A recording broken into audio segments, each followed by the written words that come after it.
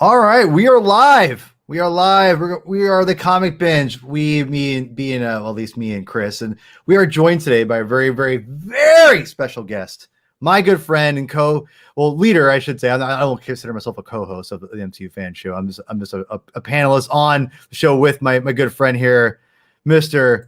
SEAN GERBER. Woo! Hey guys, thanks for having me. Yeah. This is old school modern myth media right here. This is the big time for us as far Always as like a pleasure, reunion. Gentlemen. Yes. Yeah. Gentlemen. You've done that. That was your moniker there, my friend. Yep. So anyway, but today we're going to talk about the Suicide Squad, James Gunn's The Suicide Squad, and I'm very, very excited about it. I've seen the movie 3 times now, and saw it twice in the theater.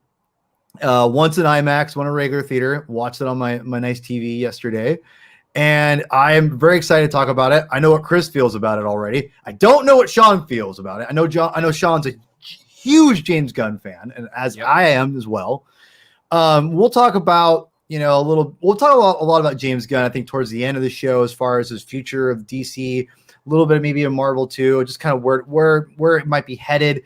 We'll talk mainly at first, just story, characters, things like that. But with me and SEAN being on the MCU Fanshow, Marvel is going to be brought up a number of times. It's what's going to happen. It's inevitable. But it might. Anyway, yeah, exactly. So I'm just really happy. Though, the comparison is more apt, is it not? Absolutely. I mean, yeah, sure. Yeah.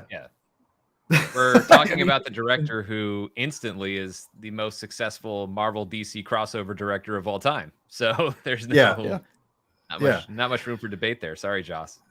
Yeah. So that's true. So really quick, I'm going to be better about this. Please like the video. I hate saying this stuff, but I have to because I'm a YouTuber apparently, or I'm a half-ass YouTuber, fake, whatever it is. Anyway, please like and subscribe to the channel. Please leave a comment, say nice things, all that good stuff, please. Yeah. So that people can click a thumbs up. Yeah, exactly. Thank you. What's up, everybody? Welcome to YouTube. I can never. Like and subscribe below. I'll never do that. I'll never do that. You got to mess with the hair a little bit. Hey, everyone. Yeah. I mess with my hair all the time. I can't help it. Grow like a little thing right here, Absolutely. Yeah. Oh God, no. God, no. Anyway, so we're gonna talk about our general. Smash that bell. Oh God, so much. I hate it so much, man. I hate it. So anyway, we're gonna cut right into it, and I already know since Chris, I'm gonna let our guest go first. Our good friend, the whole reason we know each other is because this guy, basically, SEAN. So SEAN, I mean, you got to take some credit for that. You emailed me. So. That's true. That's true. I love that story. Yeah, well, whatever. But you are the reason. You are the reason why I am podcasting, and you're the reason I know Chris and all this stuff. So anyway, I'm gonna let you go first, SEAN, because I'm dying to know because I don't know anything. Just like our MCU fan show, generally we try to stay away from asking questions about the stuff with each other because I want to be surprised and hear what you think about it on the show, and so there's real reactions. And so I told you immediately what I thought about the movie when I asked you on. I had to tell you, I'm like, oh man, I love this movie. Spoiler alert. So you have the floor, sir. Tell me, what is your take on the Suicide Squad? I really liked it a lot. I would even dare say I loved it. I think this was a really great movie. Like I'll just say right off the bat, because I know the temptation is let's compare it to the Guardians movies. I told you before I saw it, like in that text conversation, like I can't even begin to do that. Like I love both of those Guardians movies so much that it's not even fair to immediately try to compare anything to it. But I really thought that this was, this was James Gunn doing a lot of James Gunn things, but that doesn't just mean the raunch humor and violence that, of course, James Gunn was always destined to do if he ever got to do an R-rated comic book movie. And I say, well, I mean, he's done an R-rated superhero movie with Super, but in having an opportunity to go full blown with like a huge DC comic with massive characters, there's a lot there that you expect from James Gunn, but also plenty of what I expect from James Gunn, which is a lot of really smart storytelling and a lot of really efficient character development throughout the movie. And I think that there are it doesn't necessarily mean that I loved everything about the movie. I have some things that I could probably call out, as there always are. But overall, I think this is a huge, huge win for James Gunn. I wish it was making more money at the box office, but also I think that's just the state of things right now. Yeah. That have nothing to do with the movie. And I'll bet a lot of people are watching this like crazy on HBO Max. Yeah, my wife, is super, super not into going to movie theaters, and HBO Max gave us the opportunity to have something like this, and I've seen the movie twice in the theater, and I've seen things on YouTube saying this movie is a bomb or whatever, box office wise. I'm like, you can't even say that about this movie. You can't, like, it's impossible. I don't know that there's such a thing other than Snake Eyes that is a box office bomb in this current, in this current state of the industry with everything. Obviously, we all know the reasons why people aren't necessarily super excited about going to theaters right now. And honestly, the situation's already more challenging than it was even for a movie like Black Widow just a few weeks ago. Because of obviously cases rising, and we're in the midst of another wave. So I think there are a lot of reasons why people would opt to watch this at home. I also did not go to the theater to watch this movie.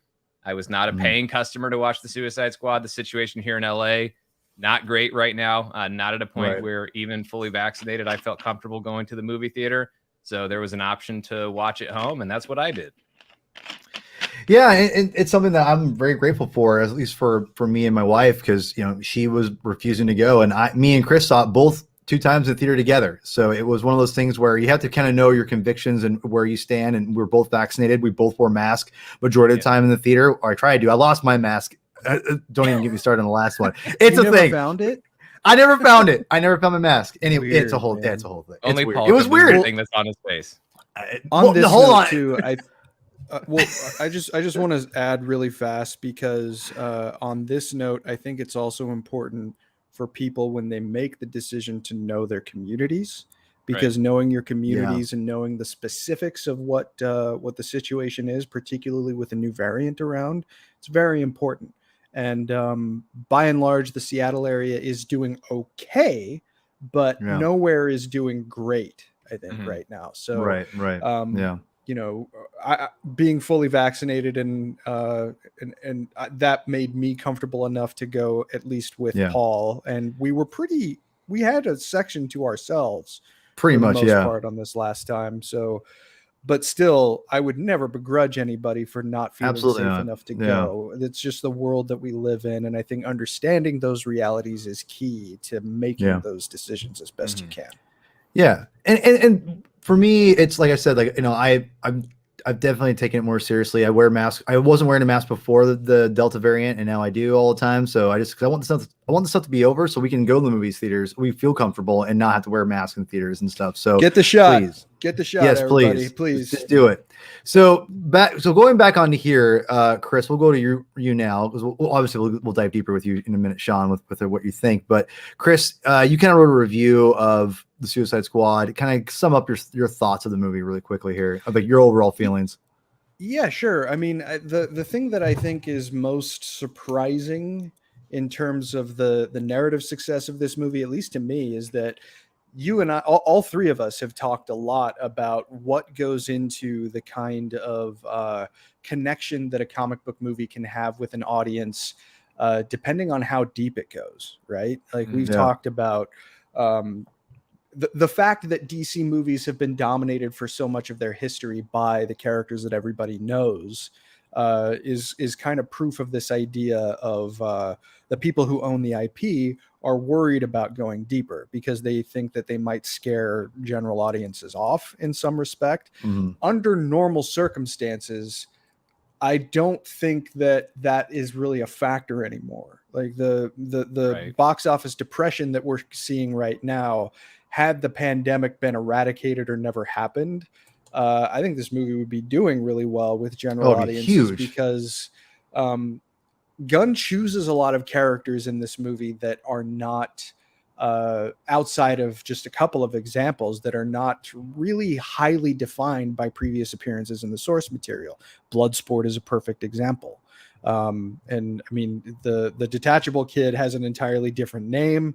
Gaius Greaves is a rendition of the Thinker that's exclusive to this movie, as is Ratcatcher 2. Otis Flanagan never had a daughter, and I don't think they even named him as Otis Flanagan in this movie, which kind of bummed me out, but that's just like a whole other thing.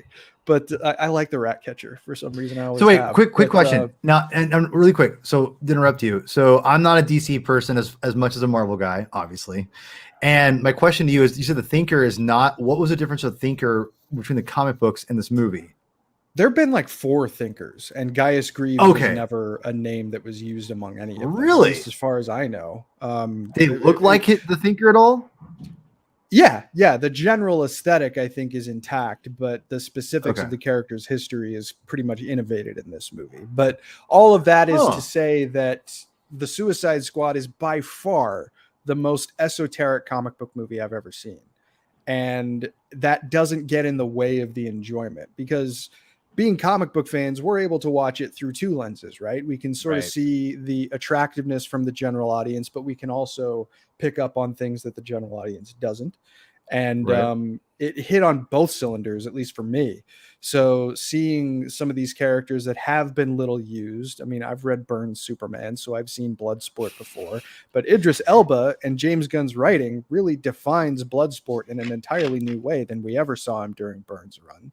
Right. I mean, Kaleidoscope, I was telling you last night, I didn't even know who Kaleidoscope was until I looked a little bit deeper. She has just a brief cameo in the women's section of Belle Reve at the beginning of the movie. She had 2 appearances in 2 issues of Supergirl in the early 80s pre-crisis. And she's in this Makes movie, sense, you know, right? So it's James Gunn's wheelhouse. Probably that's when he read comic books. So he probably had. I mean, I think there's a bit of intentional mining for obscurity. I think. Yeah, that too. I'm sure both those things. Yeah, but the fact that he's able to do that at all and still pull it off, make it a fun. lot of conventional wisdom that we've seen over the last 15 years when it comes to comic book movies, and I like that it pulls that part of it off. Just when it comes to the connection to DC stuff, I felt really rewarded. I never thought I'd see Starro in a major movie like this, but Starro was one of the better things, at least for me. I mean, it's just, absolutely, holy hell, it was Starro, you know, it was the Justice League's first enemy in a major motion picture, and who's framed as a major threat for the team to handle. So just on the comic book stuff alone, that's the thing that immediately comes to my mind with this. This movie knocked it out of the park, and it did it by going deeper as opposed to trying to play on the surface level, which is probably a mistake that the editors of the theatrical cut of the first Suicide Squad film made. You know, the inclusion of the Joker might have informed that on its own. I actually tend to really like the Batman stuff in that movie personally, but I still like the movie. I've always said it. I've always liked the movie. The ensemble is great. I've never had an issue with the ensemble, and I think there is a better movie for us to see there at some point, and I hope that happens. But regardless of all of that, just in terms of the comics connections, this was awesome, and it showed that you can go deeper without risk of alienating as long as you're telling a strong story. In terms of just the movie itself, though, it was fun. The ensemble in this was really strong and really defined inside the movie, which was great. And I had a lot of fun with it, and it seemed like an unleashed James Gunn in a comic book movie environment with IP that is not his. And I didn't expect to see a movie like that, so I was very happy with it. Yeah, for me, and I've said this on Twitter, I think it's one of my favorite DC movies of all time. It's a top 5. I haven't ranked them. You said that a lot this year. Well, I know. I genuinely, I didn't say about Wonder Woman 84. Let's be real here. I didn't say about that. That's okay. And I like. I've got like 11 favorite MCU movies, so it's exactly. But to be fair, I was not expecting to love the Justice Snyder cut as much as I did. I freaking love that movie. I mean, I've seen it a ton of times already, and I still want to keep watching. I love it, and I honestly, to be real with you, I think the Suicide Squad and the Snyder Cut Justice League movie are side by side. I don't think one's better than the other. I think they're equally amazing, great, like superhero movies or whatever. So I think that I want to be very clear. I love both of them very much. I don't think there's like one versus the other or whatever. So for me, the Suicide Squad, what works for me is the fact that it embraces the aesthetic of what the Suicide Squad exists for. It did all the things that you said, Chris, of taking the Easter egg moments that we all as fans know about, but still made a great movie about it. He took characters that were not really well known and tweaked them a bunch, and we didn't care because he did it with reverence. And I think that's the biggest thing with these movies is that I think as fans, we just want the creators to respect and love the material as much as we do. And when you have the respect and love that James Gunn has for comic book movies, or I'm trying to say superhero movies more than comic movies, because let's be real, comic books are a medium. It's not really a comic book movie it could be many, many different things, but a superhero movie.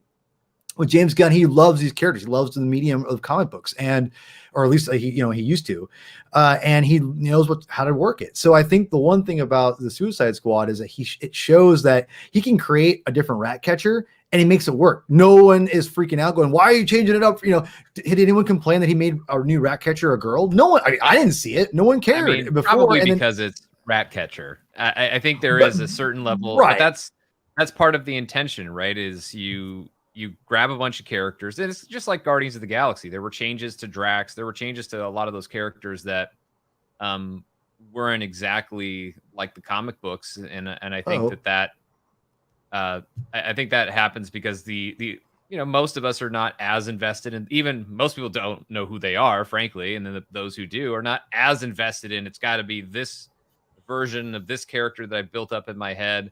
So I think you can get away with that already to an extent, but for those who are, let's just say, initiated in all of these things and know a bunch, we're willing to let certain things go and roll with it for the needs of the film and the needs of the story when we know it's being done for the right reasons and in service of the story, as opposed to the shame of, this is weird, this is dumb, nobody will like this, so I got to change it.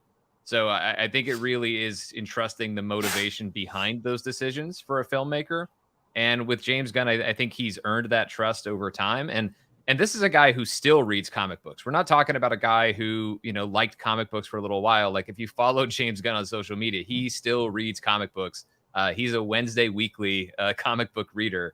So this is a guy who really cares about the medium. And of course, the most dominant form of stories within that medium being superheroes. Well, and I also just want to say too, I don't think I have ever heard another human being on Earth besides me say, "I love the Ratcatcher." Yeah. Yeah. So, but it's also like this year, just on that front, the comparison between the innovations made to Ratcatcher 2 in this movie and the innovations applied to Taskmaster are kind of like two sides of the same coin, it seems to me. So, but the reaction, like, I didn't realize until I had watched Black Widow for the first time, and then I made the mistake of looking at Twitter right afterward. I didn't realize that Tony Masters had as many fans as he apparently does. I still don't think he does. It's just I still think there were a lot of people who tweeted nasty things about Tony Masters, where that was literally the first time they typed the name Tony Masters. Right. Yeah. I'd never typed it before until I tweeted about, I didn't realize there were so many Tony Masters fans. So I don't know, like the manufactured outrage, that was certainly far more present for Taskmaster than it obviously would be for Ratcatcher. But it's an interesting just application of precisely what you're saying in terms of fitting the general abilities of a particular character to the needs of a story in a specific movie. So yeah. And look, this story. Sorry, my internet's going. Oh, okay. No, the the emotional center of the story is Bloodsport and Ratcatcher 2, and that's him in his own way trying to make up for the relationship he never had with Tyla, played by Storm Reed. And but also, it works because of Daniela Melchior as Ratcatcher too. Like, Idris Elba she's amazing. Will be talked about quite a bit, and deservedly so. Yes. But Daniela Melchior in this one as Ratcatcher 2, she was amazing. I mean, she was a revelation in this movie. She's so good. So good. I mean, I got her down as the MVP of this one. Certainly the character that I found myself being the most invested in. And with all due respect to my guy Peacemaker, very excited about January HBO Max and checking out that series. But coming out of this movie, the series I would be most excited about would be a Ratcatcher 2 series. Yeah, and before our internet kind of went crazy there, the thing about the reason I say that I think that one, the Ratcatcher obviously it's the super major character, but I think that like if again it doesn't change, that has not stopped people from online complaining about everything about every character if they make a change like that. I guess for me the reason I brought that up was because it was so good, no one cares. Like that's the thing is like the character was written beautifully. And I love the portrayal of I don't know the actress's name, but she was incredible. I thought she was I love the way she played her character was, and I love the fact there was no like love interest thing. And I love the idea of, like you said, Sean, the fact that he talks about the daughter dynamic with Bloodsport and having that as a major theme of the movie between how he relates to her because of his daughter. And I love that. And I love the idea that was not a heavy emphasis of this movie. And the idea that this Ratcatcher 2 like loved her father, even despite his flaws. And I just love that the whole scene when her talking about her father, just her performance, not even like minus the flashback stuff that's going on. I thought was a really cool thing kind of next to it. But all of that with her and her performance and her face was just, it was really, really like moving. And like you guys all had said, like she's a revelation. She's the MVP. She's definitely the heart of the movie. Yeah. And what's great is that she's such a likable person. And it's not like the thing is, she wasn't written in a way where it was going over the top with the character. It felt very natural, and everything she did was kind of, it was very controlled in a sense where it wasn't just in your face and trying to, ride that idea home. Like, this is the heart of the movie. This is the heart of the movie. No. It was very happened naturally and organically using the different characters like King Shark and whatever. So yeah, I loved her. She was one of my favorite. Her and Bloodsport both are my favorite characters. And with that, we'll kind of go break down the movie by character. I feel like that's kind of the best way, to be honest. And we'll get to more her and Bloodsport in a second because I definitely have a lot to say about them. But as I got my little notes here, I do want to start off with Harley Quinn. Now, she's obviously the most popular character of them all. She's one of the most popular comic book characters in DC and maybe the world, at least top 10 at least, which is insane to me to think about even now, even after the first Suicide Squad movie and Birds of Prey. And I like Harley Quinn. I don't love Harley Quinn. She's definitely the female Deadpool the DC, Deadpool. Better than Deadpool. I would agree with that. Yes. Deadpool. I used to love Deadpool as a kid. Now he's too much. I can't take it, but I like the character. I love Margot Robbie as Harley Quinn. I think she is phenomenal. I love Birds of Prey. I thought Birds of Prey was such a ridiculously fun movie. And I'm with you. It pisses me off that it didn't do as well, but right before the pandemic, it just pisses me off. It just didn't do as well. I thought it was such a great, fun, different movie, and she was great. And this was no different to me. I thought she was great. James Gunn. I was telling Chris this, and I'm curious what you think, Sean. I mean, obviously James Gunn probably doesn't have a huge affinity for the character. I think he admitted that in the movie or before the movie came out at some point, interview or whatever. But though I did think it was interesting after I watched it a couple times. It's very interesting that he took Harley Quinn and moved her completely away from the squad. And then he has it. So he still has a Suicide Squad that he wants and operate, and so I feel like that was his get around with Harley Quinn. It's like, okay, you want me to have Harley Quinn in the movie? Okay, well, I'm going to just move her and have her be completely away from this team. Right. And then I'll have what I want to have as my Suicide Squad. And then she'll join up with them eventually. Now, I thought that worked really well. And I definitely think it was purposeful. I don't think he was like, oh, I have this great idea. I think he was like, you know what, to make them happy, to make me happy, I'm just going to move Harley away. And I thought he did a great job. I thought he did a great job writing the character, way better than I was anticipating, to be quite honest. I almost felt that it was just going to be, I didn't know what to expect. I just didn't expect it to be as good as it was. I thought he did a great job, and I think obviously Margot Robbie is a big reason why. I think she was just killed it in that. I mean, no pun intended, in that movie. And she had some of my favorite scenes in the movie. They're fantastic. So, Chris, I'll go with you first. What's your take on Harley Quinn? Yeah, it was cool that we were able to see a little bit of a different dimension to her this time compared to even the previous two movies. For my money, the best performed scene that Robbie has ever had as Harley Quinn was when she murdered El Presidente. Oh, agreed. That was amazing. Because I mean, anybody who knows Harley knows that she has a rather dubious attachment to sanity, right? So it's kind of one of her defining features. So she was able to accentuate that a little bit more than I had really seen, at least since the first Suicide Squad movie. But this felt like she was really wrestling with the development that we saw her go through in Birds of Prey, as well as her longstanding characterization just within the confines of this one scene. It was funny, but it was also a little bit disturbing, but she also seemed to display a little bit of repentance in the fact that she killed this guy, but also she's not that sorry about it because he was fine with killing kids. It was kind of a red flag. So that made me laugh out loud so much, by the way. Well, killing kids and kind of a red flag. Kind of a red flag. Yeah. You know, choking him is not to Paul, though. So just so we're clear, strangling kids is not a red flag. Okay. But controlling a whole town is fine. I get it. No, all she right. was wrong too. Okay. Anyway, continue. Anyway, but I mean, I just thought that her performance in concert with the writing provided just kind of this unseen dimension that leans into this conception that was really probably most visibly innovated by her characterization in the New 52 more than anything else. Mm-hmm.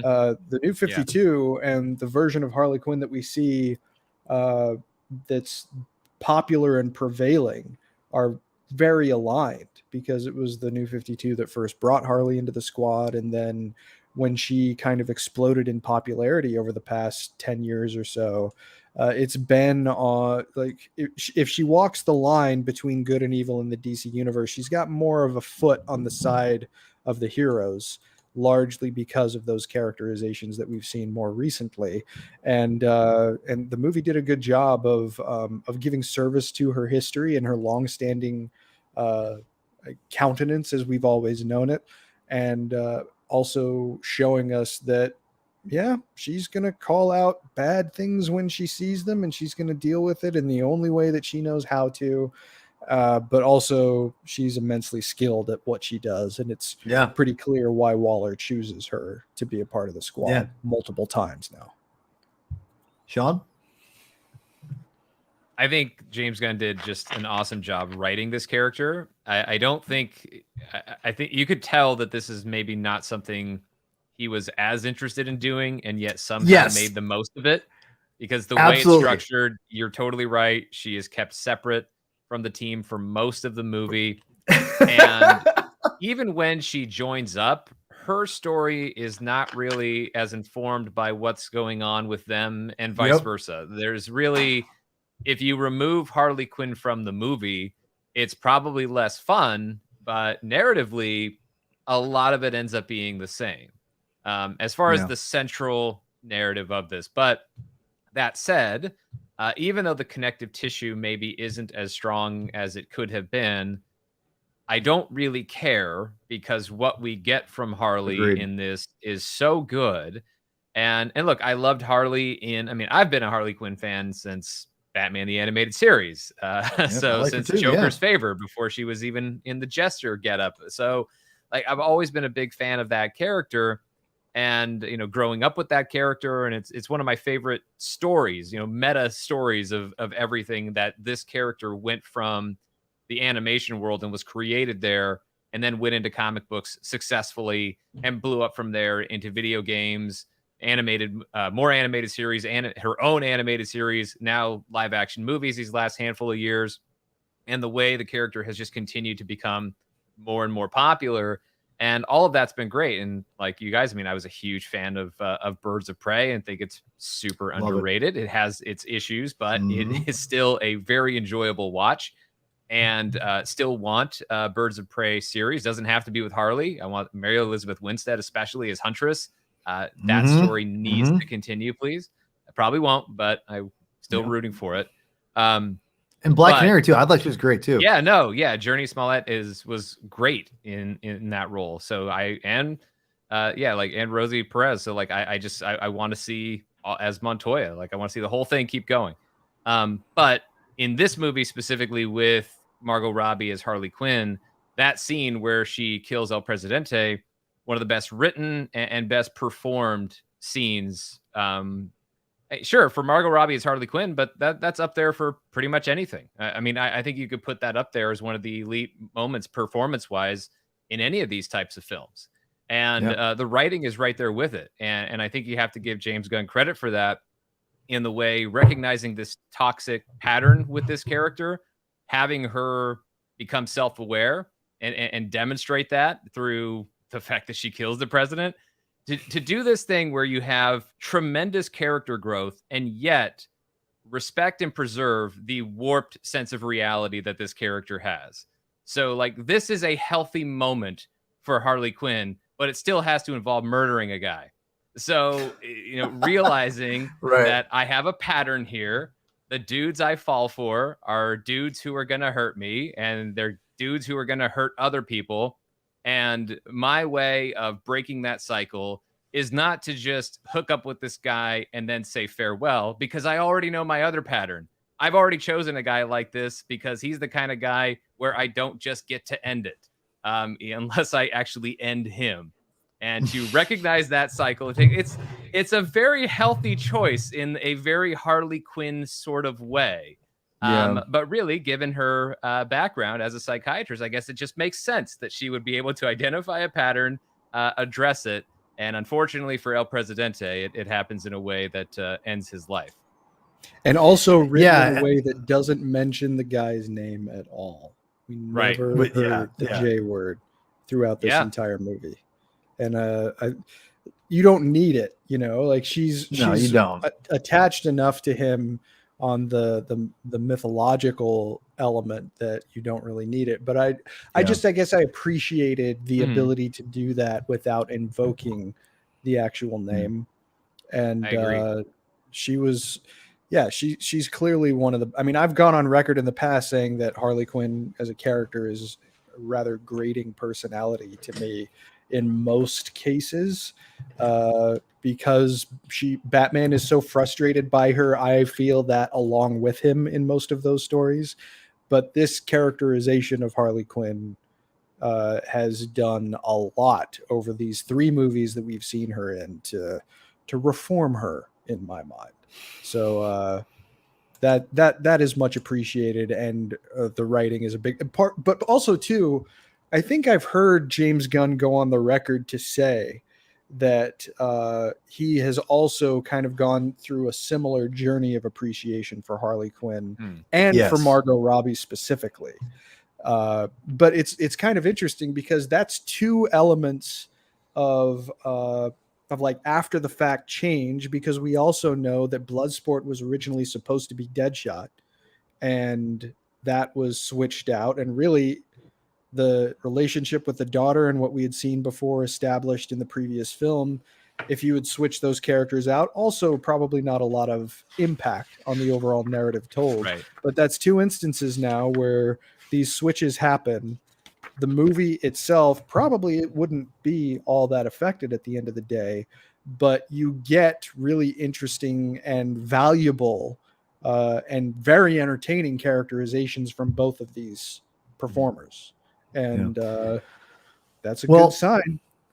So moving on to Bloodsport, and this is another idea, or I think what a strength of James Gunn is, where he takes a character like Bloodsport And literally, because I looked it up after we saw the movie the first time, Chris.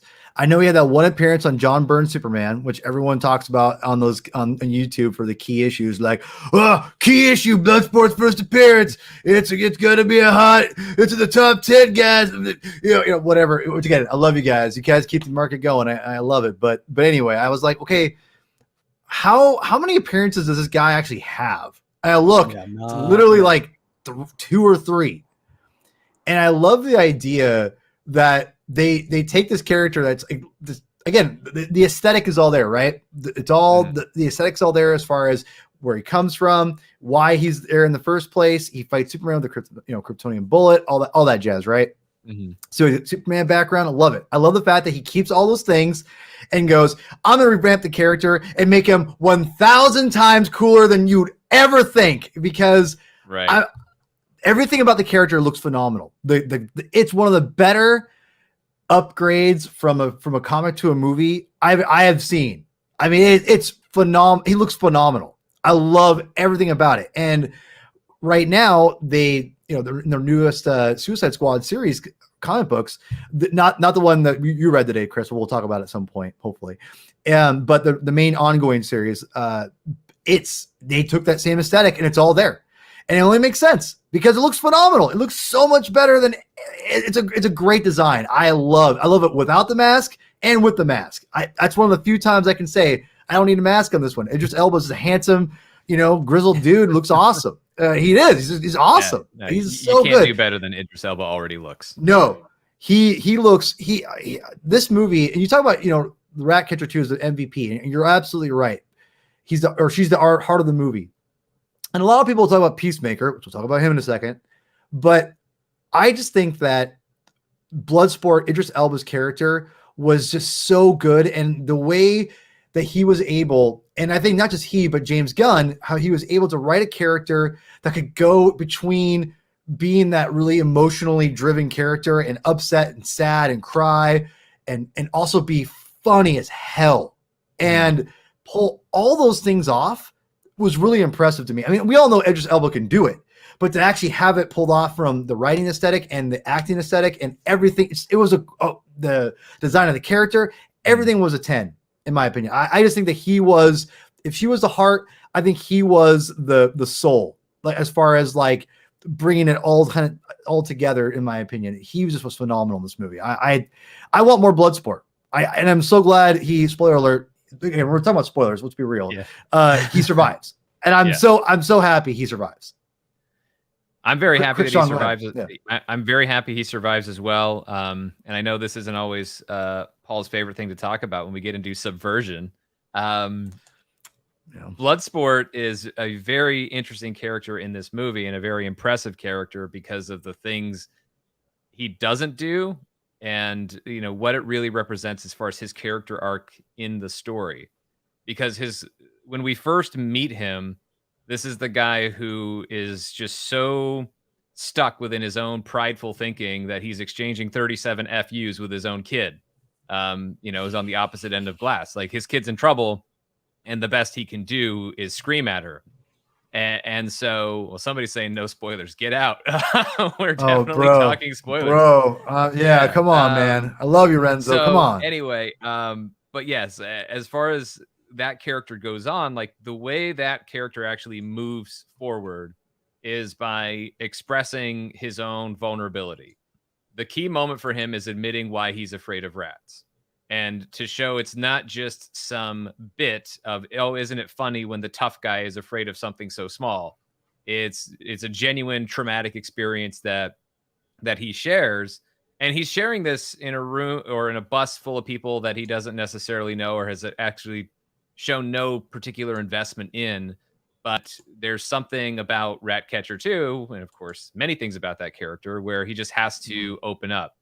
And once he does that, the way things move forward with his character, and I mentioned what he doesn't do. He doesn't really do much of anything in the finale of consequence in the final battle with Starro. Yeah. I don't think I've ever seen a superhero, and he's definitely positioned as the lead. Within the ensemble, he is our lead in this movie. Yeah. We've never had in the big villain battle at the end of a movie, and I never thought I would have wanted it anyway. we've never had our hero just cowering at the very end of the finale. The final battle with Starro, it's Ratcatcher 2 and Harley Quinn taking the lead. Meanwhile, Bloodsport is cowering underneath all of these rats crawling over him, and Ratcatcher 2 has just got an arm over him shielding him.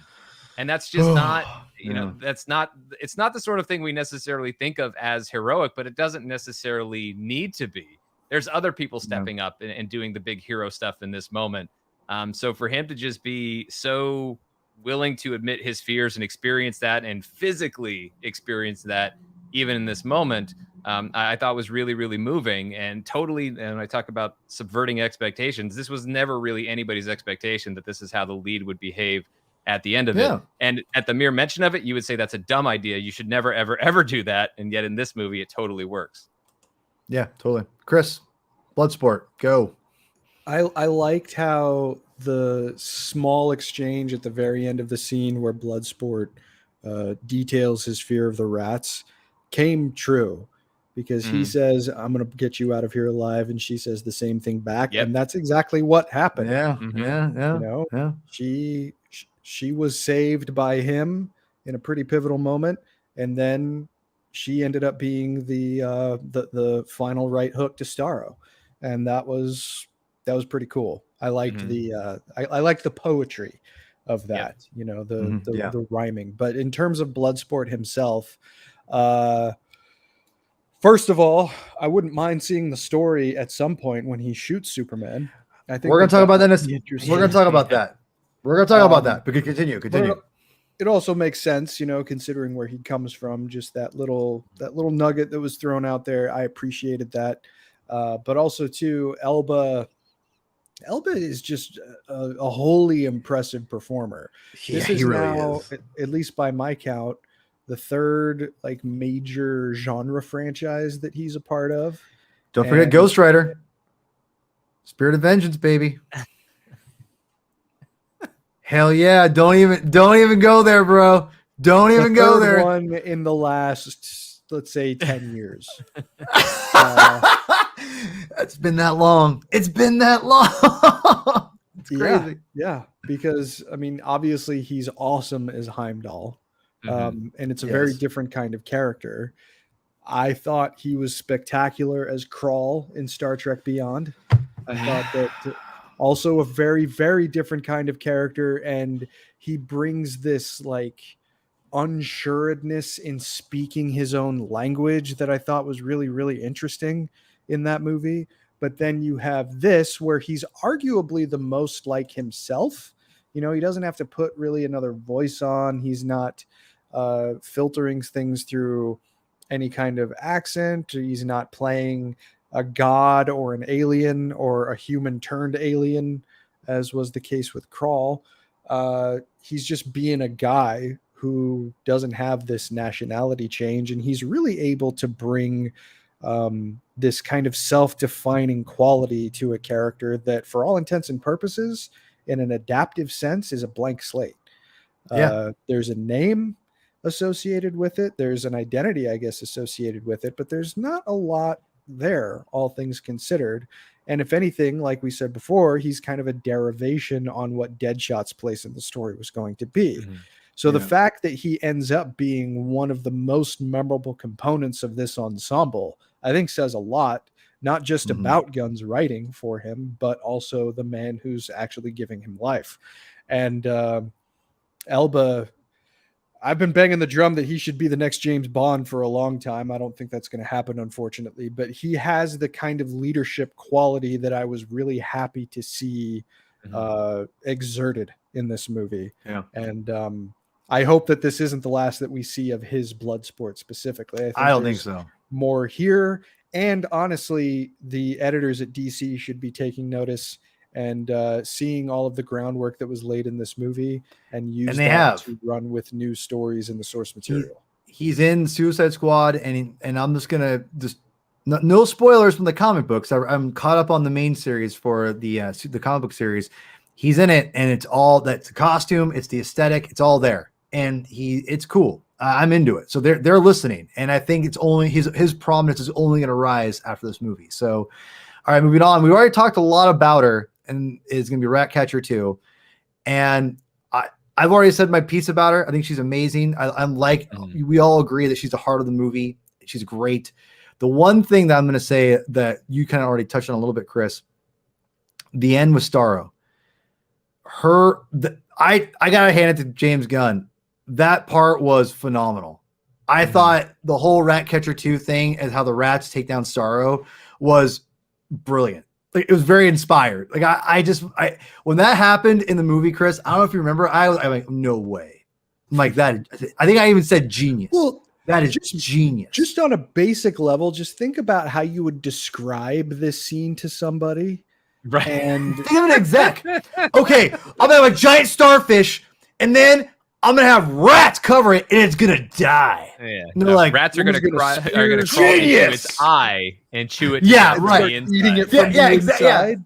Yeah. First of all, you would describe that to somebody, and it would be just like, "Well, what the hell is that? Like, this is the weirdest thing that I have ever heard of." So good. And still, one of my favorite parts of the movie. Yeah. Genius. How about that? Damn genius. I mean, the emotional experience that she's having too. I mean, as she's remembering her father, and what a great way to use Taika Waititi in this movie. Yeah, seriously. I mean, like, I remember DC fandom when we went through the whole thing. I was like, oh, they didn't announce who Taika's playing. Must be the voice of King Shark. That has to be it. And of course, no, it's Sylvester Stallone. So then having Taika be the original Ratcatcher to come in for, of course, the scene where we learn about his burdens and his death, but then, the one speaking scene that he gets and how beautiful that is. And he's summing up the entire movie right there as he's talking about how, if rats being the most despised creatures, like if they have purpose, so do we. This movie that you just saw is the rats who came in and took everything down. And really it gets into that whole meta territory of like, these are characters outside of Harley Quinn that almost nobody cares about, even within the comic book fan community. Not that I don't think anybody despised Polka Dot Man, but at the same time, nobody really cared.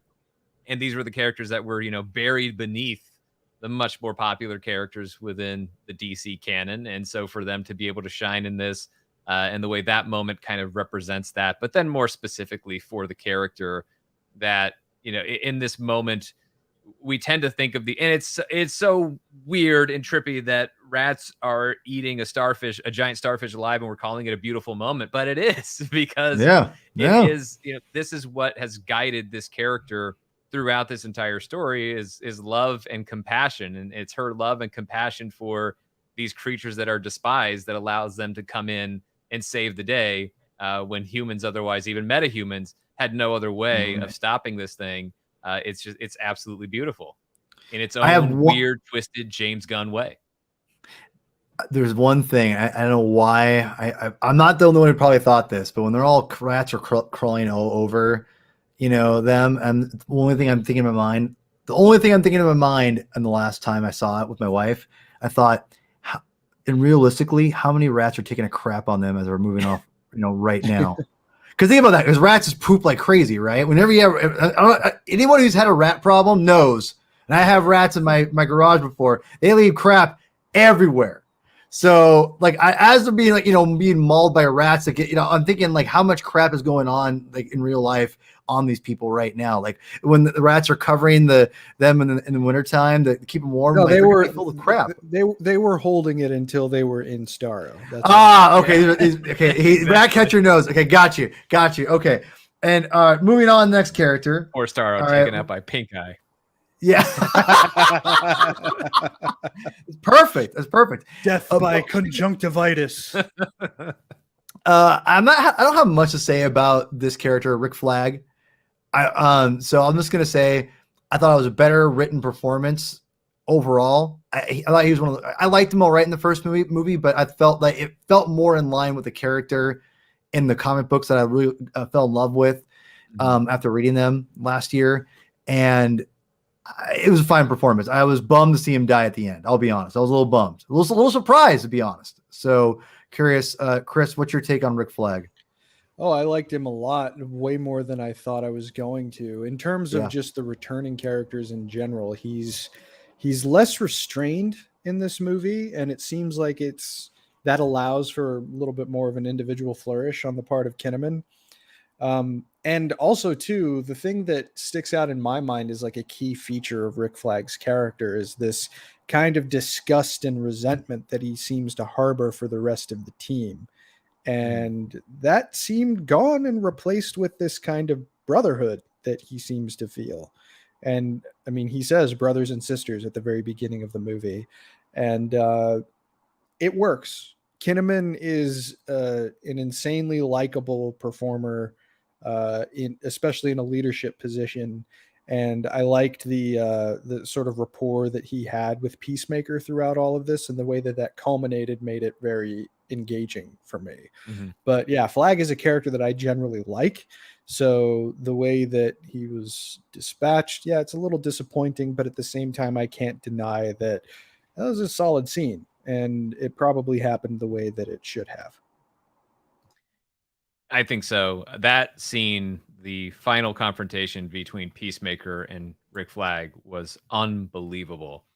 And I'll say more about it when we get to Peacemaker. As far as Rick Flag in this, yeah, I've definitely turned around like completely on Joel Kinnaman as an actor.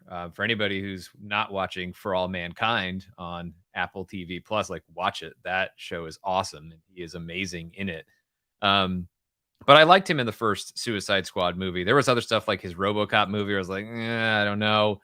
It felt like another instance. Don't tell Chris. He loves that movie. He loves that. It's just another instant. There was a time where it was very clear that like they were trying to make him a movie star in a very forced way, and which Jai Courtney went through, and he's back and used to perfection with his return in this movie.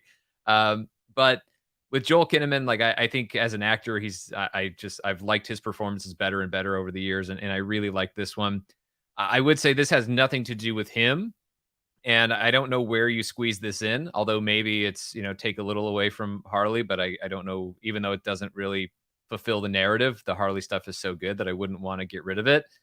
But there should have been more there with Rick Flag and him dealing with the fact that as the straight man on the Suicide Squad, as the guy who is the ultimate taskmaster, to really drive the team, like he's not in prison working down his sentence. Like he's the leader of the team, and he's been a right hand for Amanda Waller, and he was sent to die on that beach. He was sent there as the diversion team to allow Bloodsport's group to go through, and there should have been some reconciliation with that. Like he doesn't seem to mind that he was totally sent to die. Like everything he's done for Amanda Waller, and that doesn't even register. He doesn't have a beef with any of it until, of course, they make the discovery that the American government was behind Project Starfish, and that's what Amanda Waller is trying to protect. But I think he should have had beef with Amanda Waller way earlier, and that should have been something that informed his character throughout the movie. And so I don't feel like he got to really have everything that he should have had. There was a lot more there than was ultimately explored in the movie to give him an even bigger opportunity to shine. And I know it's tough within an ensemble picture to give everybody their due, but I think there were some pretty interesting places that were right there for the taking in this movie, and it just didn't acknowledge them. And I felt like it absolutely should have. Yeah, I'm with you completely on there. So moving on, Polka Dot Man. Chris or Sean, I'll go to you. What's your take on the Polka Dot Man? I mean, who among us hasn't loved David Dastmalchian since seriously The Dark Knight? So, yeah, right. Yeah, look, he's awesome. The bit with the whole thing with his mother was unbelievable, and Giant Mom, standing in for Starro. Just, I mean, that thing lit me up. I was dying. Me too. I just exploded when I saw that, especially like the main kaiju like screaming shot of like the mom like throwing her head back and screaming. I just lost it on that. It was that, and of course the dancing scene was just unbelievable. Yeah, but I don't know, when you want to have, there's something about David Dastmalchian, like he is able to sell concepts and ideas through performance in a way that I just honestly, he's in a class by himself in that respect. He doesn't need much, and he doesn't get much in this movie because there's a lot more lines for everybody else, but every line he gets, he makes it count. And so I couldn't help but love Polka Dot Man, and I was legitimately bummed when he met his end. Yeah, I was a little surprised that he biffed it. You know, I was a little surprised myself, but I liked him. I thought he was a solid character.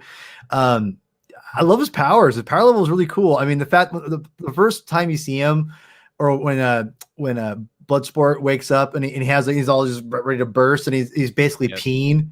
You know, the polka dots out. I thought, or whatever. I thought it was so funny. I'm like, that's amazing. That's a brilliant concept. So. Yeah, like you said, the guy, my wife, when she first saw him, Morgan goes, I know that guy. What's he in? I'm like, he's in a ton of stuff. Like, just don't even, you know, he's in Dune coming up. I mean, he's playing Piper. Yeah. You know, I mean, it's a whole thing. He's awesome. He's great. Chris, your take on Polka Dot Man. Oh, it was great. I mean, it's another one of those characters that he's been around for a long time, but there's not like a definitive Polka Dot Man story, you know, for all intents and purposes. Did you know the character? Did you guys both know the character before the movie? Yeah. I barely knew him. Okay. Because he first showed up in an issue of Detective Comics, if I'm remembering right, and I think that was like in the Batman character that he first showed up. Yeah. Okay. Yeah. I mean, he's mostly. I think Chuck Dixon used him briefly in his Nightwing run, and he showed up in some of the weird Final Crisis Aftermath stuff that they did several years ago. So, I mean, I've encountered the Polka Dot Man. I'm trying to see. Did he show up in Batman: The Brave and the Bold, the animated series? He had to. It would make sense. Shown up in there somewhere. I'm sorry, it's so flamboyant. I mean, that would make it just make sense for that show anyway. But no, I mean, just that's another case of the. And yes, he was in there. Perfect. Yeah, I mean, that's actually a show that I'm making my way through for the first time, and I'm choosing to do it with my daughter, who doesn't quite get it yet, but she likes. Hey, Robin. I get it. So that's good enough for me. I saw Spectacular Spider-Man cartoon. I watched that when we brought Lou home. I watched that and fed her, you know, watching that for the first time, and that was a blast. Which, by the way, like my wife loves Spider-Man. I'll tell you guys all not for everyone here because it's too long. But there's another Spider-Man story now I have, which is great. It's awesome. Excellent. So it's great. Polka Dot Man, really good character. King Shark. I felt like that was going to be low-hanging fruit as far as what you could do with him. Like, it's going to be like the next Groot or something along those lines. Like, it was going to be too good for him to be like, here's all the funny and zany things I can do with a King Shark character. And I was prepared for that.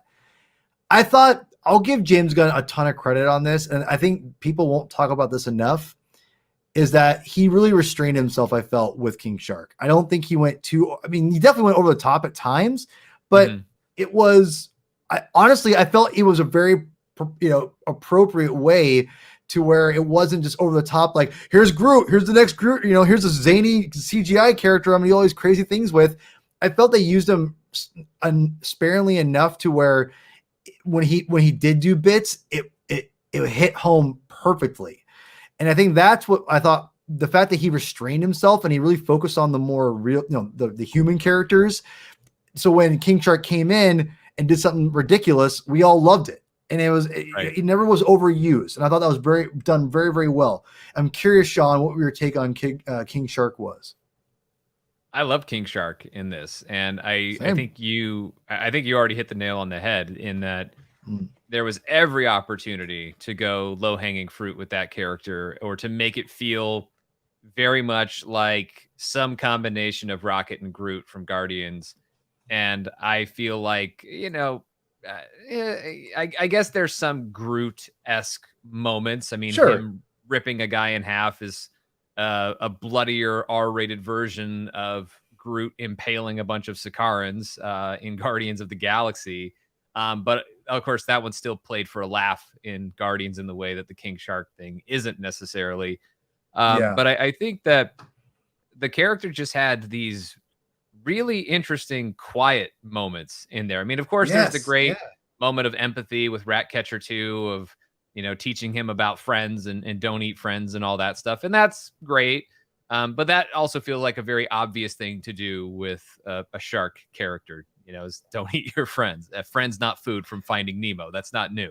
So I think that what's more interesting with the character is just the moments where you just almost, not that it's written all over his face what he's thinking, but just the moments like when he's watching as they're driving on the bus, or there's moments where or his kind of quiet moment of finding dumb friends like him that eventually try to eat him a few minutes later in the movie.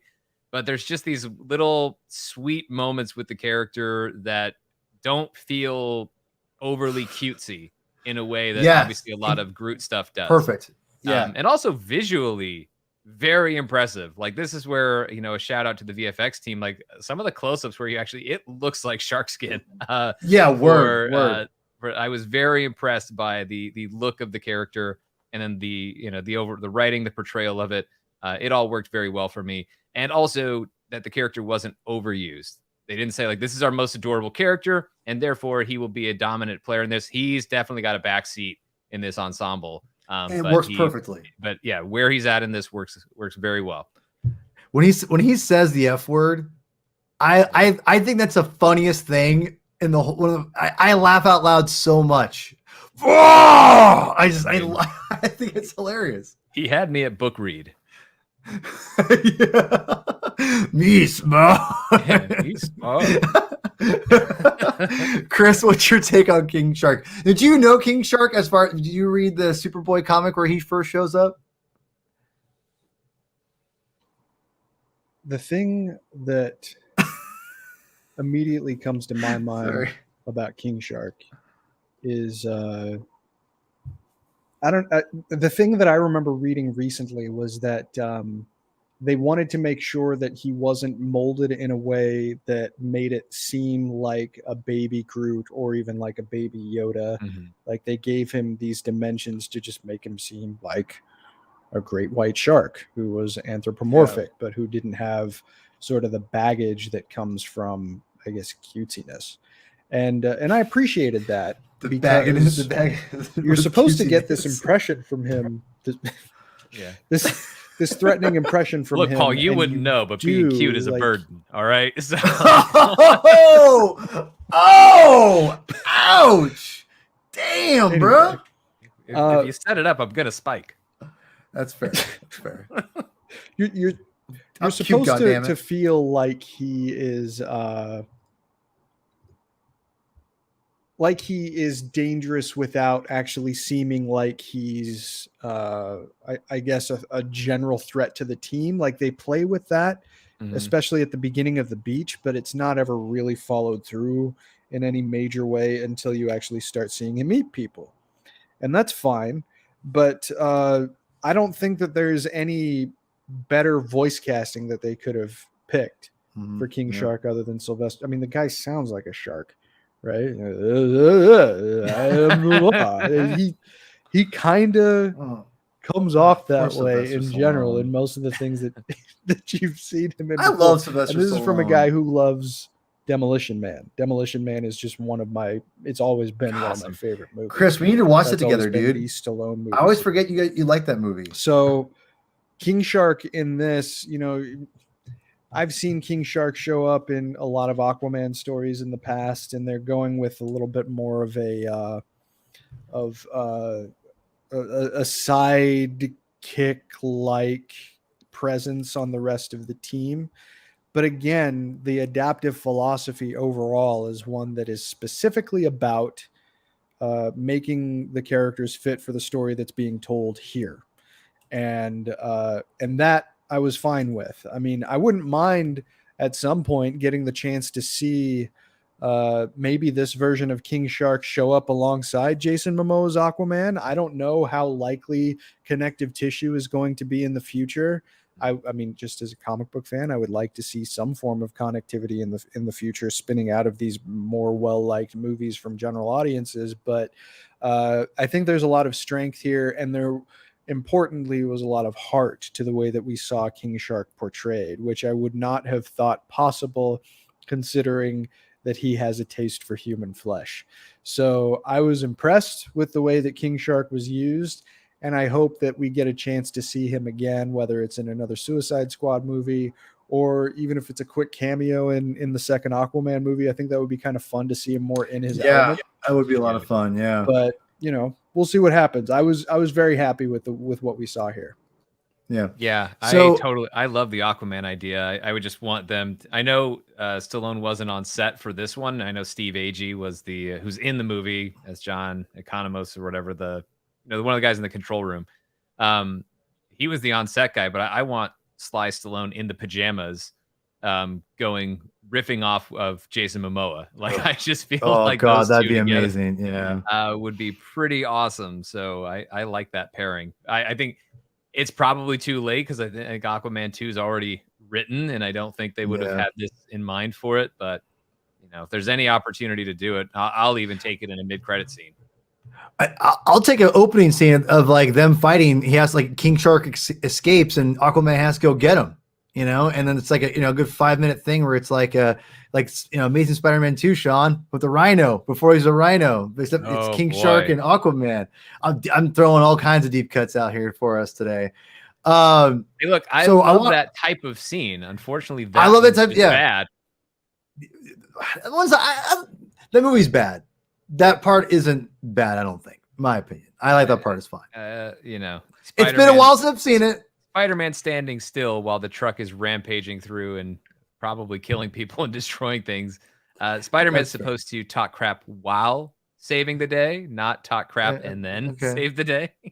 That's fair. That's fair. Tends to be the way it works with Spidey. He can multitask. That's fair. That's fair. So, if for sake of, I want to get to some major points here, plus the comic books. I have to talk about the comics, obviously. Really quickly, Chris has abandoned ship. He's back right now.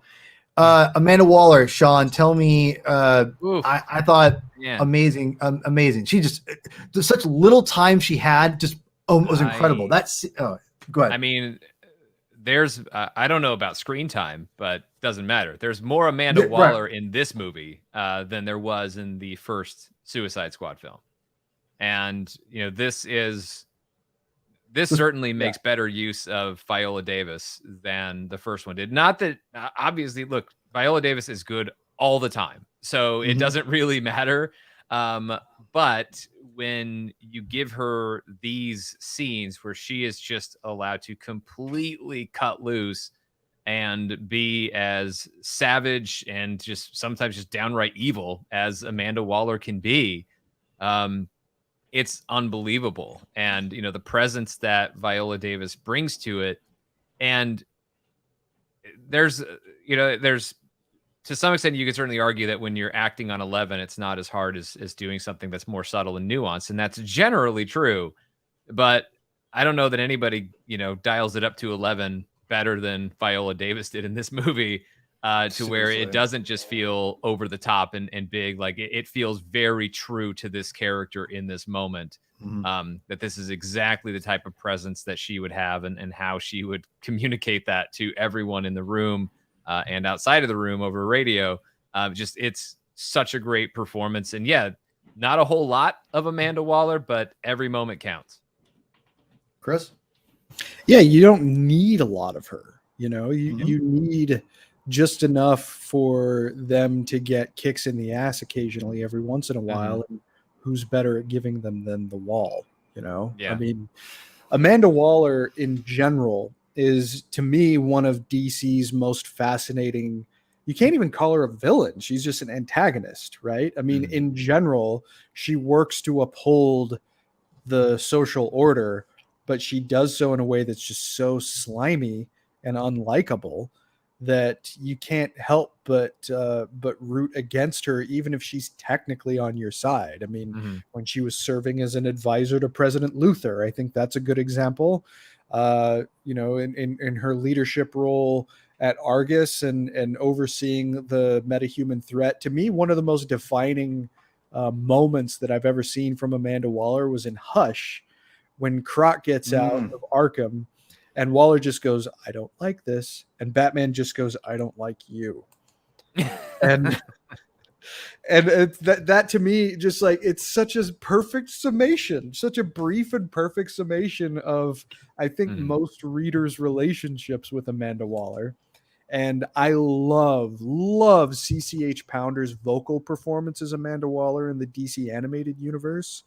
That to me was probably the first major exposure that I got to her, and where I really became enamored with her as a character. So when Viola Davis was first cast, I just went, oh, this is perfect. This is the perfect performer to try and embody this character. And we get that, even like as good as she was in general in the first movie, she is perfect Amanda Waller in this film. And I loved every single moment she was on the screen, because you also saw her obsession with control. And as soon as she starts to lose that semblance of control, then control over herself also goes out the window. Right. She struggles and screams and rages when she's losing that semblance of control over the people that she's supposed to have control over. That's her entire reason for being where she is. And you feel that, you feel like a slight chill go down your spine when she's getting ready to kill everyone. And you know that she has the wherewithal to do it. First of all, because you saw her do it earlier in this very movie, but also because she has established herself throughout this movie and the glimpses of her that we saw in the previous one as someone who doesn't take anything from anybody. And she knows that she is the one who is primarily responsible for protecting people, even if she has a very similar kind of mindset to Peacemaker in that regard, in terms of the ends justifying the means. I mean, if she's willing to stare down Bruce Wayne and with full knowledge of who he is without blinking and taking that forward into this, I just absolutely loved everything that we saw from Amanda Waller. One of my favorite characters in the entirety of the Suicide Squad stable of DC Comics, and you have her embodied by a perfect performer as far as I'm concerned. And speaking of Peacemaker, we'll kind of end our character list on this, and we'll talk a little bit about where James Gunn's going after that. Perfect. But Peacemaker, hey. So Peacemaker, Sean, I know you're really excited about the series. I'll let you kind of go first. What's your take? What was your take on Peacemaker? I know you're a big wrestling guy like Chris. I'm not sure if Chris still watches or not, but John Cena as Peacemaker, go for it. Wrestlers can act. Who knew? So at least some of them can. But I thought knew, and I knew. Yeah, of course. That's the Peacemaker Peacemaker was great in this, and John Cena was great in this, and the writing of this character. We talk about the heart of the character, but if we're or the heart of the movie with Ratcatcher 2, if we're talking more the thematic through line within this, it's Amanda Waller and Peacemaker towing it on the one side, and then you kind of have Rick Flag and Bloodsport on the other side. Although actually Bloodsport is more in the middle of it, as we see kind of toward the end of the movie. But this whole idea that it's treated as a joke initially, right? And it's a funny line and very well delivered by John Cena of, wanting peace at any cost, like doesn't care how many men, women, and children he has to kill to get it, right? And so you think of that and it's like, it's a very funny line, but then what happens when that's true at the very end of the movie, where doesn't care who he has to kill, even if it's somebody he admires and likes and respects in Rick Flag, if that's in his mind, even if it's someone like that, or Ratcatcher 2, as wonderful and sweet and kind and empathetic as she is, if she's in the way of what he believes is peace, then she's got to go too. And as he even says, like, she says, can't you just destroy the hard drive or whatever? It's like, I'm thorough. And that is something that was just so compelling about the character and the way John Cena wrestled, with that in these scenes. It's very difficult to play that, to have a character being disgusted with what they're doing, troubled by what they're doing, and yet they still have complete conviction in what they're doing. It's very hard to sell those two things. Here I am with my wrestling analogy. Sorry, my wrestling puns are all over the place right now. But It's so hard to do that. It is so hard to toe that line of having a character so conflicted and having them carry forward through it. And John Cena's performance when he kills Rick Flag, when he, shoves that porcelain into Rick Flag's chest, I, to see a guy, I mean, and he's at that point, it's perfectly justifiable in that moment in the sense that he's defending himself, right? If he doesn't do that, Rick Flag is about to kill him. And yet he is so heartbroken by what he just did, but he's going to keep doing it. And he's going to go after Ratcatcher 2. John Cena as an actor was working his ass off in that throughout this movie, but in particular that scene. And that was the scene that really sold me. I was already enjoying the character, of course, and I was entertained by the character. But what's the scene that made me really want to go watch an 8-episode Peacemaker series? It's that one. And that's where I also think James Gunn deserves a lot of credit with what he gets out of actors. I think he's one of the best directors of actors working today. Because not all directors, I mean, directors have different strengths, and James Gunn has several strengths. But the way he gets stuff out of actors, I mean, nothing against John Cena, who obviously was a great actor within WWE and one of the greatest mic men of all time, no matter what anybody tries to say. And so he should have always been a good actor. But I've seen John Cena in other movies, and he's not bad, but he's not where he was in this movie. Just like Dave Bautista wasn't where James Gunn got him to in the Guardians of the Galaxy films. Just like, quite frankly, Chris Pratt wasn't until when what James Gunn got him to in the Guardians of the Galaxy movie. It hasn't been since. No, there's stuff like, well, I mean, Chris Pratt was pretty great on Parks and Rec, but he reached another level after working with James Gunn. Dave Bautista did that. Now John Cena has done that. James Gunn makes actors better for having worked with him. And not just in the movies that he's directing them in. That's obvious and true. But I think you're going to see John Cena be an even better actor, even when he's away from James Gunn, having been through this experience and learned from James Gunn. Yeah, no, totally. Go ahead, Chris.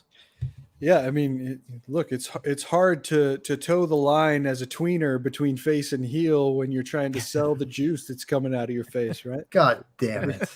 God damn you two! Really sold it. You have to be a jobber to get that one.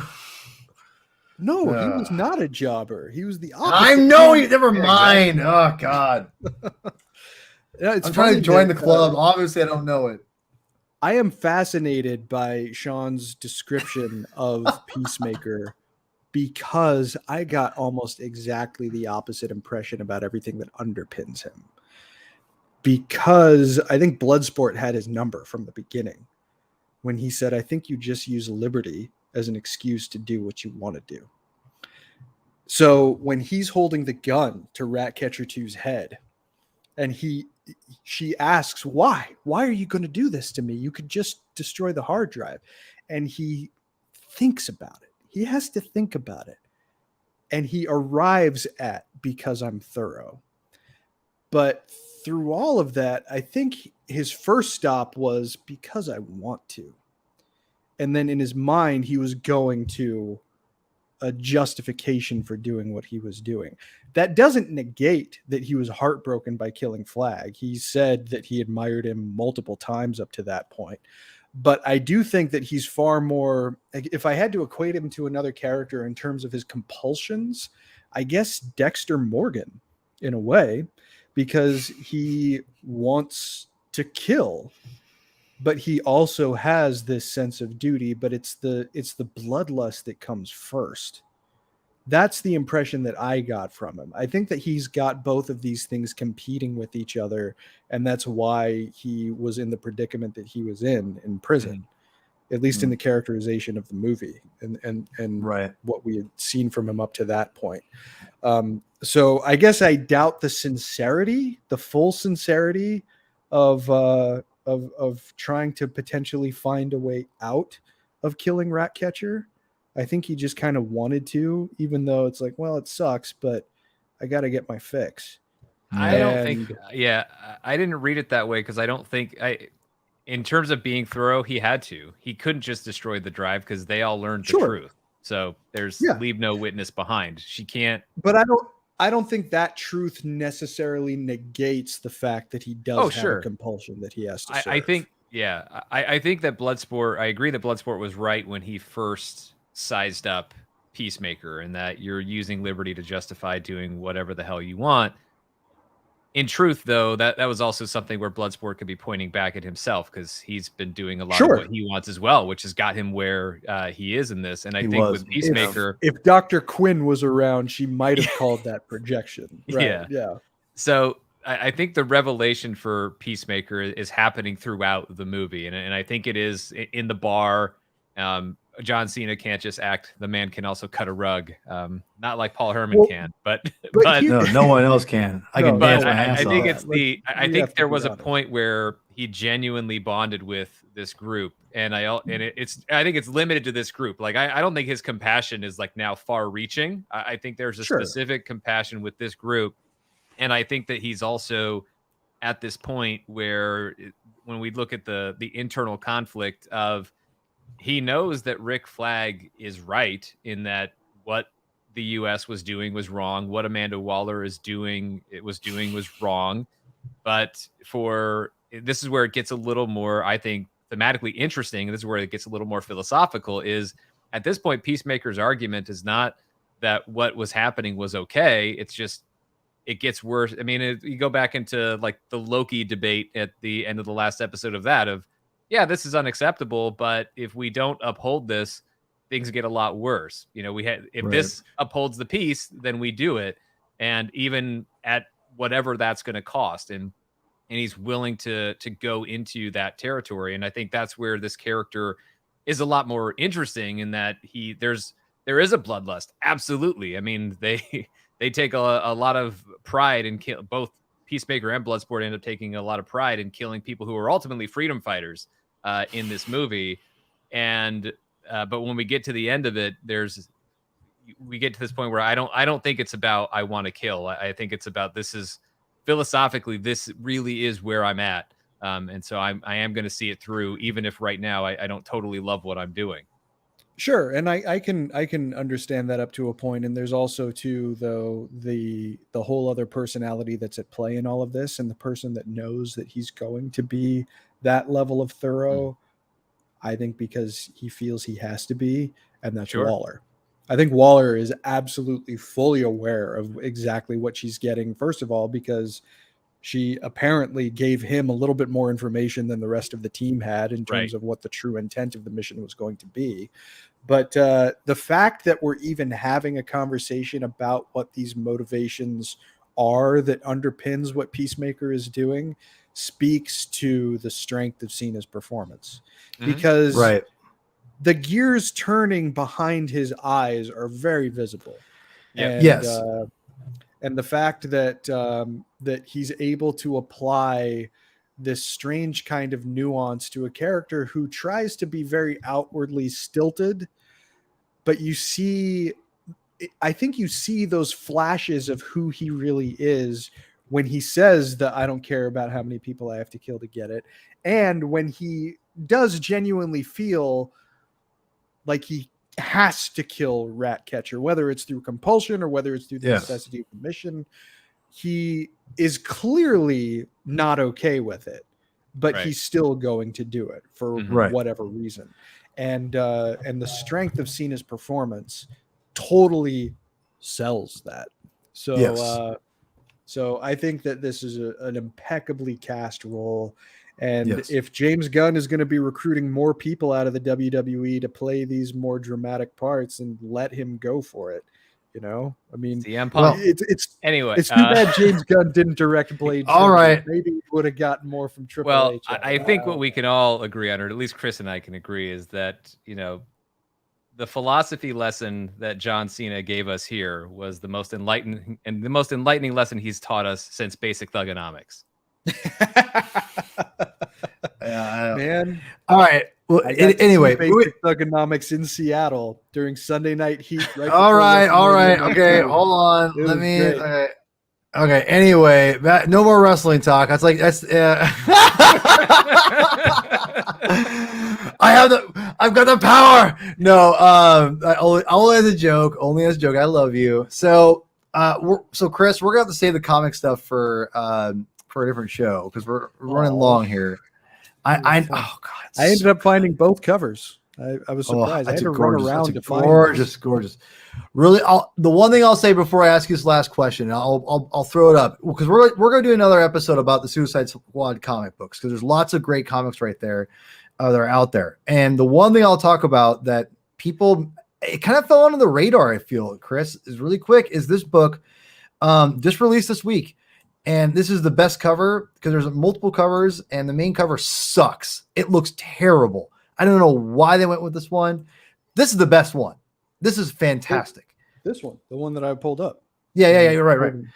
Yeah. So this comic right here, if you're looking for a great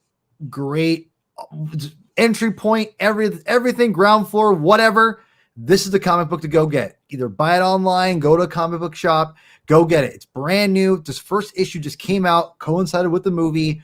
Don't avoid spoilers. Because like Chris, he'll just say in a second, this book totally surprised me of what this is going on. I love this book to death. It was amazing. Chris, what was your take on this book? Yeah, I thought it was great. I mean, I was honestly surprised. I don't know how little you want me to say about it, but don't say anything. Don't say anything else. At the primary character. I didn't expect that kind of me neither. Incorporation for the Suicide Squad. Mm-hmm. I think Alex Maylev is an incredible artist, and Azzarello has a command of a certain kind of writing that seems well suited to the Suicide Squad, especially on a book that is in the Black Label. So it's very adult. Recommended. Yeah. The apparently one of the creators of one of the characters featured in this book took exception to the way that he was used. Which I find pretty interesting. That's so overblown in my opinion. I think that's just we'll talk about later. I was surprised at what the guy said because he said a lot about it, but I mean, it doesn't really have that much of an implication on the story. If anything, it just kind of makes it more topical. But yeah, I agree with that. We'll talk about that later because there's lots of great. That's a great story to talk about, and we'll save it. We'll talk later about when we'll do that one. But I want to end on this question is where do you think James Gunn... Before we end, can we shout out the cameos in this movie?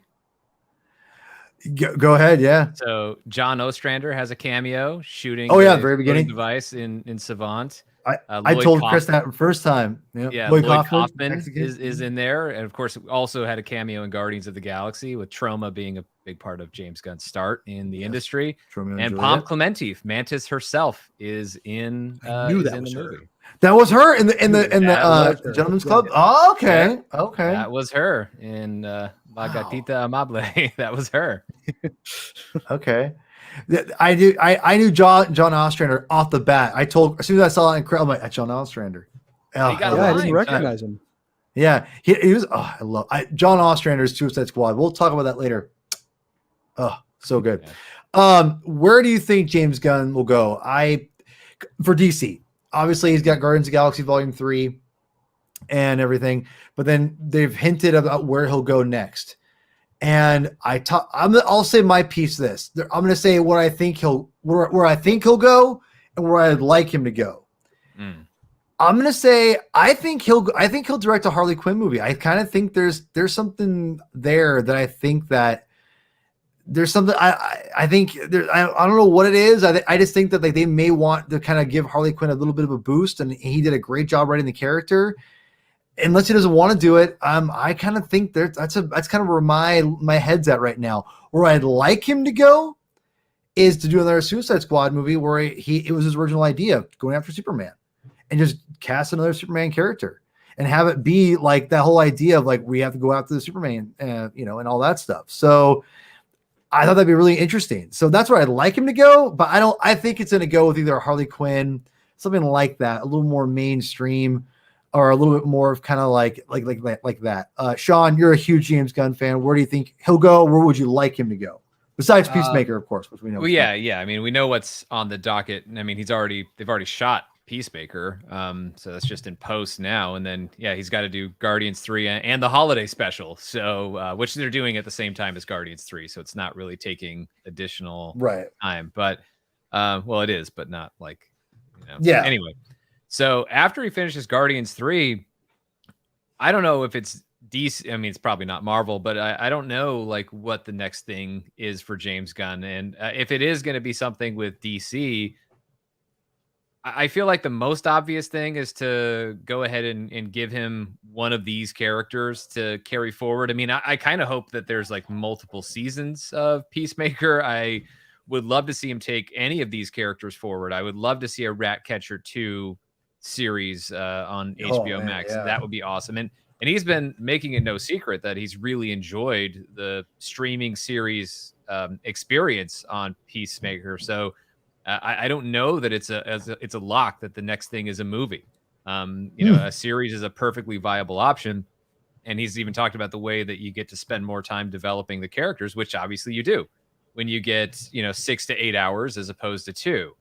So I like the Harley Quinn idea. A Harley Quinn series could work just as well as a movie. There you go. Yeah. It really could. And you don't need a movie budget to do an effective live action Harley Quinn story. But I don't know. I don't have anything specifically that I want, but there's also a big part of me that would love to see him do something completely different on the DC side of things. I don't know if maybe that's something like Booster Gold, or maybe that's just me still wanting a Booster Gold movie or show.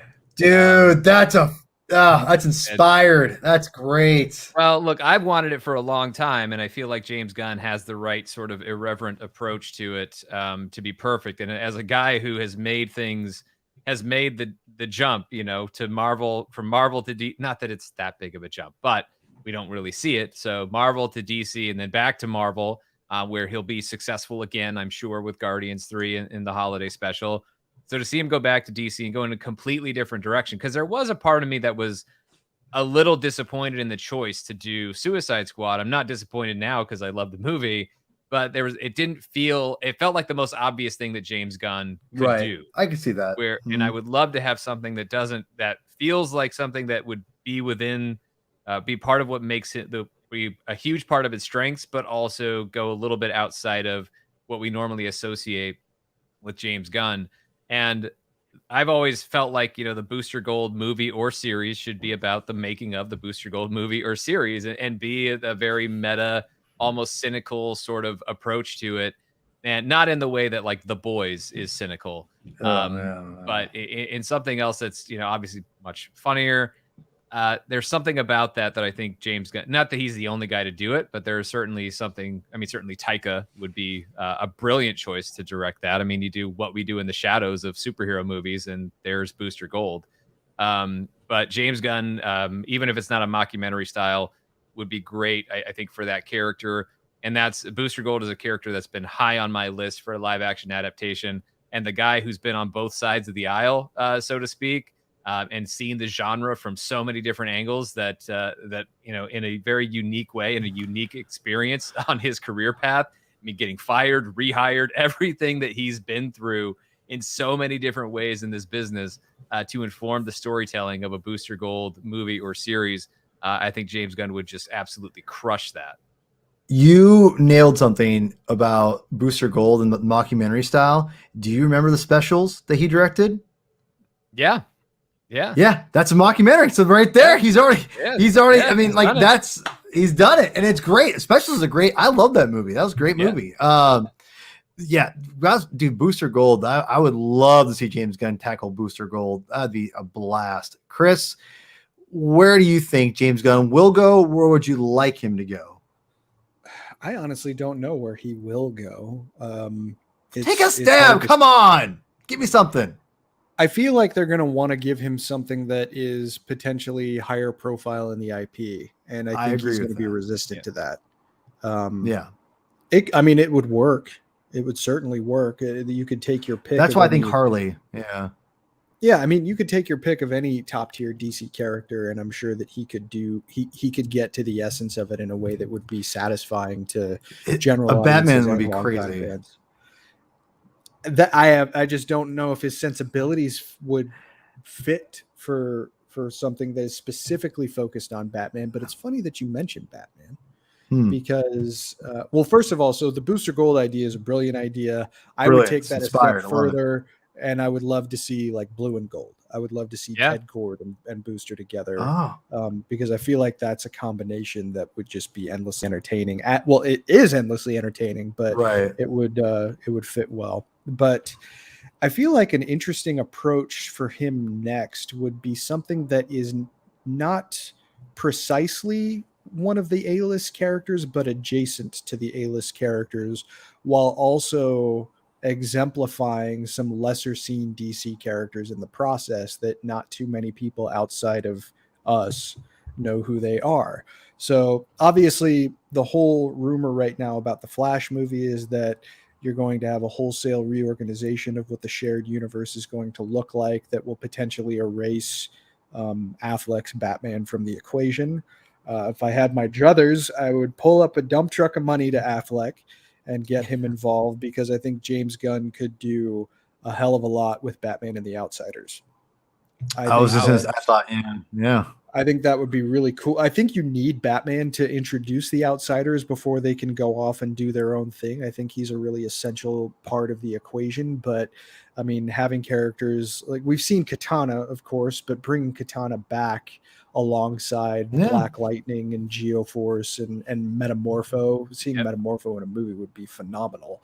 But it's also just different enough from the kind of misfits of the Squad. I mean, the Outsiders are kind of seen as misfits, superheroes, but there's a reason that the DC Universe's master tactician has brought these people together to face the forces that one of the more interesting ways that I've seen the Outsiders explored. It's a shame because Tony Bedard, right around like after Infinite Crisis, was starting to get a new team of Outsiders together, and he had characterized them as like a Black Ops Justice League. And he didn't end up getting to do that. They ended up bringing Chuck Dixon for that series. Sort of, yeah. But I mean, I know. More interesting characters. But anyway. Wow. But anyway. I think like having that sort of top tier presence of someone like Batman to feed a potential franchise with lesser used characters would give Warner something that they would kind of want with Gunn's involvement in a higher tier DC character, while also allowing him to do what he does best in building out a franchise based on characters that we haven't seen very much of. And who knows if that leads to a crossover Outsiders and Suicide Squad movie at some point from him, all the better. But I mean, that would be awesome as far as I'm concerned, whether they're fighting each other or fighting with against some other force. But the Outsiders is a team that I've always really liked, and seeing them given proper service from someone who knows how to build up those kinds of lesser known characters into something that could shoulder a major motion picture, I think would be really cool. And seeing Batman put them together would be even better. Right. You know, also, I thought about, go ahead, Sean. I was just going to say, I think Justice League International, the whole J.M. DeMatteis, Keith Giffen run, that'd be a great thing to see him adapt, or at least him maybe oversee or something like that. I think that's a great, he'd be great with that, because there's similarities in a sense to where Keith Giffen more so and James Gunn have a very similar aesthetic. It wouldn't surprise me if he's a big Keith Giffen fan.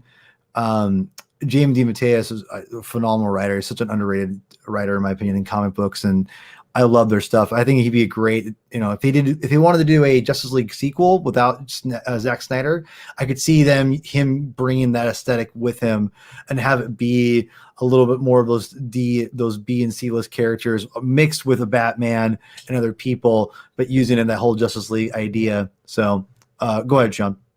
I just can't believe we haven't even mentioned that he's obviously the most qualified person to direct a Marvel versus DC movie.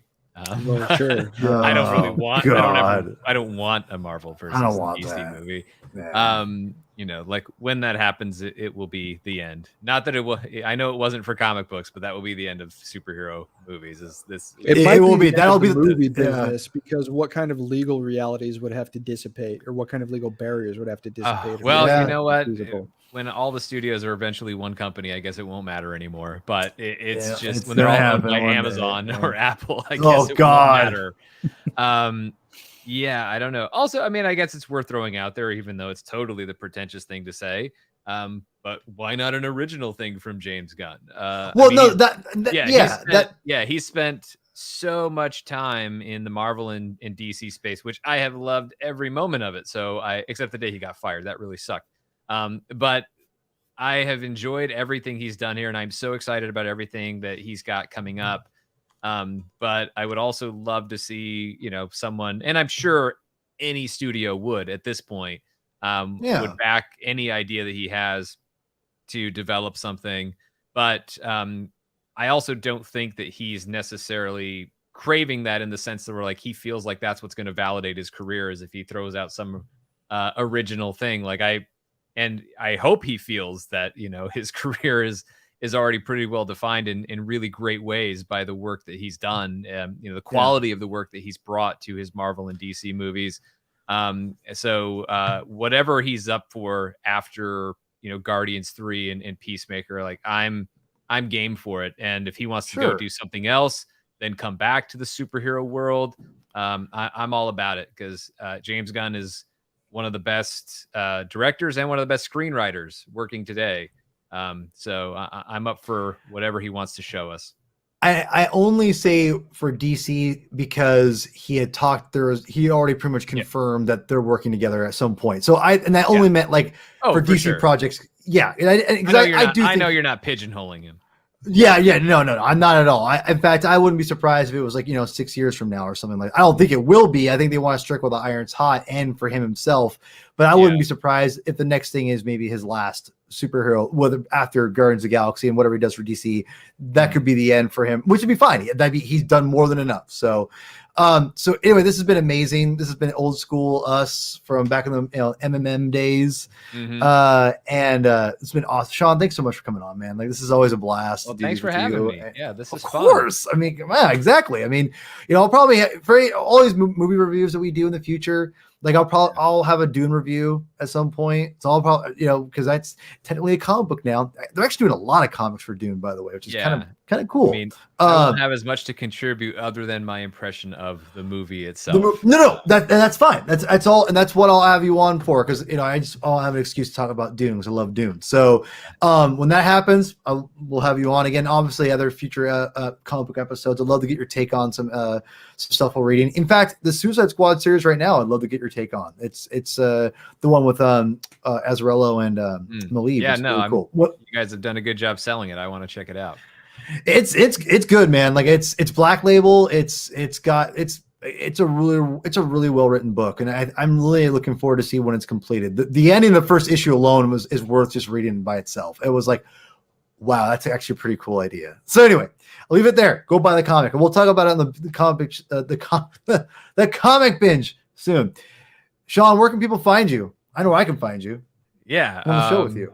There's at Mr. Sean Gerber, but then at MCU Fanshow is that's the big one. Which check me out over there where I'm talking about Marvel. But I still like DC, as proven by my favorable impression of the Suicide Squad. Yes, and you hear me and Sean argue about who choking kids is right or wrong, right? I mean, so it's just whatever. The matter apparently still isn't settled. It's not settled yet. Not in court. Anyway, but no, this is awesome. I have no idea what the hell you guys are talking about, but I need to find out. It doesn't matter. It doesn't matter. No, it's gonna be great. I can't wait to talk about. We haven't talked about the Venom trailer, which I can't wait to talk about on our show in the future. Which that'll be fun. I have purposely stayed away from talking about it for our show eventually. So just know that I'm saving all my thoughts for Venom for our show. Like it will happen. So. It will. I know you're busy, and I'm patiently waiting. So as always, it's awesome. Chris, where can people find you before I mute you?